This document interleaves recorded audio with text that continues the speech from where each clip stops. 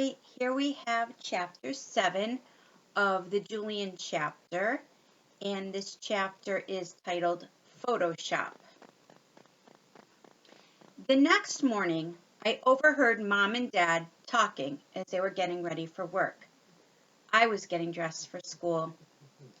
They should have done more to prepare the kids, Mom said to Dad. The school should have sent home a letter or something. I don't know. Come on, answered Dad. Saying what? What can they possibly say? There's a homely kid in your class? Come on. It's much more than that. Let's not make too big a deal about it, Melissa.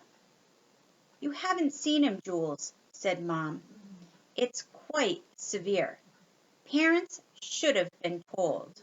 I should have been told, especially with Julian's anxiety issues. Anxiety issues? I yelled from my room. I ran into their bedroom. You think I have anxiety issues? No, Julian, said Dad. No one's saying that.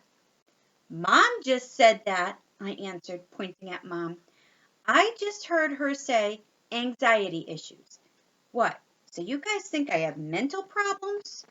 No, they both said. Just because I get nightmares? No, they yelled. It's not my fault he goes to my school, I cried. It's not my fault his face freaks me out. Of course it's not, darling, said Mom. No one is saying that. All I meant is that because of your history of nightmares, the school should have alerted me. Then at least I would have known better about the nightmares you're having. I would have known what triggered them. I sat down on the edge of their bed. Dad had the class picture in his hands and had obviously just been looking at it.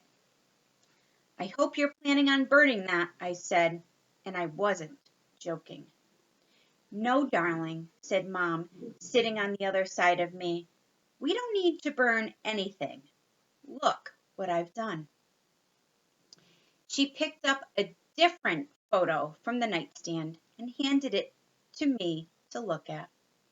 At first, I thought it was just another copy of the class picture because it was exactly the same size as the class picture Dad had in his hands, and everything in it was exactly the same.